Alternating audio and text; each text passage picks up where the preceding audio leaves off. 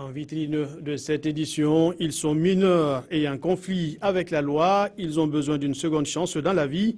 Un centre s'est ouvert à Koumi dans les Hauts-Bassins pour leur éducation et leur réinsertion. Inauguré depuis le 23 mars, le centre vient de se doter d'organes directionnels et peut donc à présent dérouler son programme. Les détails en début de journal. Et puis, Belessoni 2 est le nouveau chef de canton de Zambo dans la région du Sud-Ouest. Il a reçu ses attributs de chef lundi dernier. Ainsi couronné, il promet d'être fédérateur afin que règne la paix dans et en dehors des frontières du canton. Les échos à suivre également dans ce journal. Mesdames et messieurs, bonsoir, bienvenue et merci de nous suivre. Vous le savez, cette édition est consacrée à l'actualité dans nos régions. Un centre leur était déjà dédié, mais jusque-là, ils ne disposaient pas d'organes directionnels. Eh bien, c'est désormais chose faite pour le centre d'éducation et de réinsertion des mineurs en conflit avec la loi. Situé à Koumi, à quelques encablures de Bobo-Dioulasso, le centre, le temps d'une matinée, s'est vu doté de documents et de dispositions applicables à son personnel. Lamine Kalantao, Siriki Milogo et Kadou Romenki. Le CERMICOL, le Centre d'éducation et de réinsertion des mineurs en conflit avec la loi de Koumi, dispose désormais d'organes directionnels. Composé de 3 structures, à savoir le Conseil des parrains, le Conseil scientifique et la direction du centre. Ces acteurs intervenant dans la protection des mineurs examinent l'arrêté fixant les dispositions applicables au personnel et usagers du dit centre.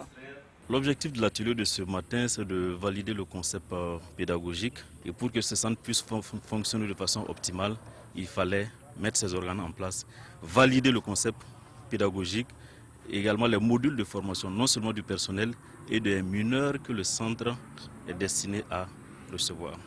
Sont accueillis ici dans ce centre des mineurs dont l'âge est compris entre 13 et 17 ans révolus et qui font objet de poursuites pénales. Un centre qui bénéficie de l'accompagnement des partenaires techniques et financiers, dont Terre des Hommes d'Italie. Les organes seront mis en place aujourd'hui, le conseil des parents, le conseil scientifique, la direction du centre, le directeur du centre est là, pour que les activités garantissent en fait la réussite du projet. Et nous, on sera là pour continuer l'accompagnement, l'assistance technique. Les membres des différents organes directionnels se réunissent 2 ou 1 fois par an. Ils sont issus des secteurs intervenant dans la protection et la réinsertion des mineurs en conflit avec la loi. Nous restons à Bobo-Dioulasso, donc dans les Hauts-Bassins, où la section locale de l'ABEPAM, l'association burkinabé pour la promotion des aveugles et malvoyants, renforce les capacités des enseignants. Cela concerne une matière bien particulière, les mathématiques. Question d'adapter la façon de dispenser le cours aux aptitudes des enfants handicapés visuels. Bitibié Naon et Kadou Romenki. C'est sous le thème « Renforcement des capacités de nos enseignants en mathématiques » que l'ABEPAM, l'association burkinabé pour la promotion des aveugles et malvoyants, Espérance de Bobo, tient cette session. Une formation de 3 jours qui veut apporter un plus à la préparation des examens de fin d'année.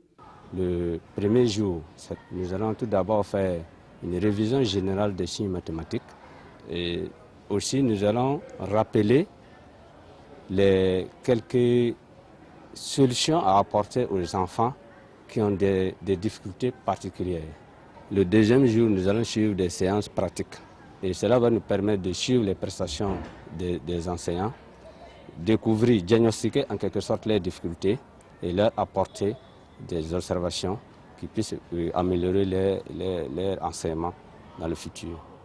Au niveau du 3e jour, nous allons toujours observer une leçon pratique. Pour ces acteurs, nul doute que de tels recyclages contribuent à une meilleure prise en charge des enfants déficients visuels. Notre souhait est que, en tout cas, ce genre de formation qu'on puisse l'avoir à tout moment pour nos enseignants. Ce qui renforce en tout cas leurs compétences, leurs connaissances, à une meilleure prise en charge des enfants en situation de handicap visuel, surtout dans les différentes classes. Si les enseignants sont bien formés, inévitablement, ça sera en tout cas un plus pour les enfants. C'est un acquis pour les enseignants et un plus pour les enfants parce que vous savez que nous sommes à l'orée des examens. Le choix porté sur la formation en mathématiques n'est pas fortuit. C'est un choix qui galvanise les enfants déficients visuels à s'intéresser aux filières scientifiques. Et puis une page santé dans cette édition, un coup de neuf pour le centre de santé et de promotion sociale de Guirgo. C'est à quelques 25 km de Kombisiri dans la région du centre-sud. Grâce à l'action d'un natif de la région, le CSPS a été rénové pour un coût total de 4 millions de francs CFA. L'infrastructure qui a retrouvé un air flamboyant a été remise aux populations. Ibrahima Sombié et Ramatouzida. C'est dans ce service de santé entièrement refait que la population de Guirgo dans le Bazega va désormais se faire soigner. Avec en moyenne 350 consultations par mois, elle ne pouvait pas mieux attendre de cette bonne volonté, Idrissa Rwamba, resté anonyme jusqu'à ce jour. Les travaux de réfection s'élèvent à environ 4 millions de francs CFA. Vous savez que qui que vous soyez, fonctionnaire ou paysan, commerçant ou autre, vous ne pouvez rien entreprendre si vous ne jouissez pas d'une bonne santé.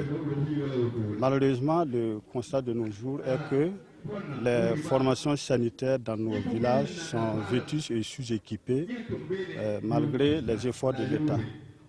Il me semble que nous devons, dans le cadre de la décentralisation, œuvrer chacun selon ses moyens pour contribuer à la prise en charge sanitaire de nos parents dans nos communes. Le geste est louable et est à féliciter selon les agents de santé de Guirgo qui soulignent cependant quelques difficultés. Au niveau dispensaire, nous n'avons qu'une seule table de consultation. Et pourtant, si ça valait deux, au moins on pouvait scinder l'équipe en deux pour prendre en charge les malades. Et quand on revient à la maternité, c'est ce que je viens de dire. On vient de casser notre dernière table d'accouchement. Donc c'est carrément une table, une planche qu'on utilise actuellement pour faire les accouchements. Un cri de cœur à l'endroit de l'État burkinabé, mais aussi des bonnes volontés. Idrissa Rwamba, quant à lui, ne compte pas s'arrêter en si bon chemin. Il entend entreprendre d'autres actions au profit des populations de la région. Voilà, un CSPS pour Guirgo et une ambulance pour Doulougou, toujours dans le centre-sud. Voilà 50 ans que la localité dispose d'un centre de santé, mais pas d'ambulance. Les évacuations sanitaires vont y être désormais plus faciles. Quelques 7 millions de francs CFA ont été nécessaires à l'achat de cette ambulance. Dimanche était jour de fête à Doulougou avec la présentation et la remise de l'ambulance. Ibrahima Sombié, Ramatouzida, toujours pour le reportage. Avec cette ambulance, le CSPS de Doulougou dans le Bazega sera désormais plus opérationnel dans les évacuations d'urgence. L'ambulance équipée de toutes les commodités a une valeur d'environ 7 millions de francs CFA. Le geste hautement social selon les autorités locales est au nom de tous les ressortissants de la commune que représente ici Amadou Ilboudo.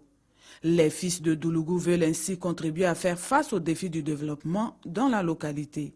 La décentralisation commence par là.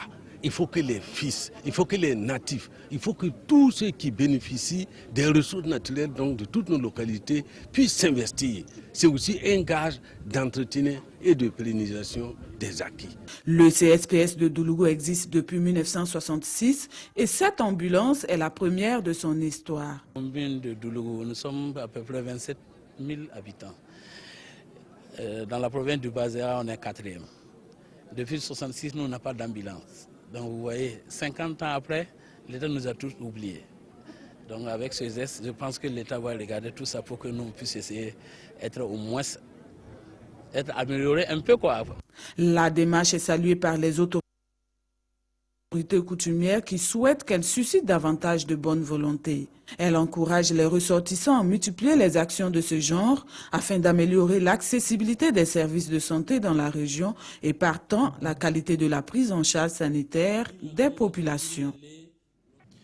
Je vous le disais en titre, le nouveau chef de canton de Zambo dans la région du sud-ouest s'appelle Sa Majesté Belensoni II. Il a désormais la charge de veiller au respect et aux us et coutumes de son canton. Mais pour lui, le plus important, c'est de rassembler tous les fils et filles de cette localité, située à quelques 15 km de Dissine. Récit de la cérémonie d'intronisation avec Bernard Combelem et Draman Kaboré. Cérémonie officielle d'intronisation de Sa Majesté Bello Soni II, nouveau chef des cantons de Zambo. Au rang des invités des autorités administratives, coutumières et religieuses, Sa Majesté Cob Ubde, chef des cantons de Dissine, ainsi que la délégation du représentant de Sa Majesté Laura du Ghana. Des mains de Sa Majesté Namfa II, chef des cantons de Dano, Bello Soni II reçoit les insignes qui lui confèrent le titre de nouveau chef des cantons de Zambo et fait le serment de concilier tradition et modernité. Mon règne, je le place sous le ligne de restauration de la tradition et de la conservation de la culture, du patrimoine culturel. 23 chefs relevant de l'autorité du chef des cantons de Zambo reçoivent également leur couronne en signe d'allégeance à Sa Majesté Bello Soni II. Ils devront ensemble contribuer à booster le développement du canton de Zambo, mais également œuvrer au rassemblement de ses fils et filles. Nous aurons un programme de rencontres périodiques au cours desquels nous allons échanger, connaître les problèmes que connaît chaque village et maintenant essayer de voir dans quelle mesure on peut ensemble résoudre les problèmes de chaque village. Il y a certains problèmes qui échappent même à la mairie et qui échappent même au chef de terre. Par exemple, s'il y a des conflits entre des jeunes pour les problèmes de femmes mariées coutumièrement, c'est une bonne chose. Ils vont combler le manque là. Sa Majesté Bello Soni II hérite aujourd'hui du trône de Sa Majesté Bello Soni I, qui n'est personne d'autre que son père décédé en 1954 et dont la succession s'était arrêtée. Et dernier élément de ce journal, nous parlons sport à l'école. Corsimoro, dans le centre-nord, fête ses meilleurs élèves. Occasion aussi de désigner le vainqueur du tournoi interétablissement du département. Kalfa Ouattara, reportage. Excellence. Pour la deuxième fois, le terme était à l'honneur à Corsimoro. Prix d'encouragement aux meilleurs élèves en classe d'examen du lycée privé Les Opportunités. Concours d'excellence et coupe interétablissement. Bref, cultiver l'excellence en milieu scolaire en favorisant une saine émulation et un brassage au sein des élèves et des enseignants du département de Corsimoro. C'est l'objectif du promoteur de ces activités qui mobilise le tout Corsimoro. Les élèves savent maintenant que tout le programme qu'ils font, c'est un programme commun national. Voilà, ils sont soumis au même programme, aux mêmes aléas. Et c'est par une séance d'aérobic que débutent les activités en cette matinée du samedi 30 avril. Question de mettre tout le monde en jambes. Dans l'après-midi, place à la finale du tournoi interétablissement. Un tournoi qui a regroupé 6 équipes issues des 3 établissements de Corsimoro. La finale se joue entre l'équipe B du lycée départemental de Corsimoro et l'équipe A du lycée privé Les Opportunités de Corsimoro en bleu. Une finale âprement disputée entre 2 équipes qui veulent empocher le gain du match. Score final, 0 but partout. C'est au tir au but que l'équipe B du lycée départemental de Corsimoro l'emporte. Elle réussit 2 tirs contre 1. Donc ça permet vraiment à ces élèves-là de compétir et de trouver le meilleur d'eux-mêmes en termes de football. Et ça, côté santé, il y a un avantage, côté cohésion sociale, il y a un avantage, côté collaboration entre les différents établissements, il y a un avantage. Du point de vue organisationnel, du point de vue mobilisation et du point de vue comportement des acteurs, je suis très satisfait. Toutes les équipes participantes ont été récompensées. LDKB remporte le trophée et une enveloppe. Le promoteur satisfait de l'engouement autour de ces activités donne rendez-vous pour la 3e édition. Voilà qui fait l'actualité dans nos régions. Merci de la fidélité. L'information revient à 20h. Bonsoir.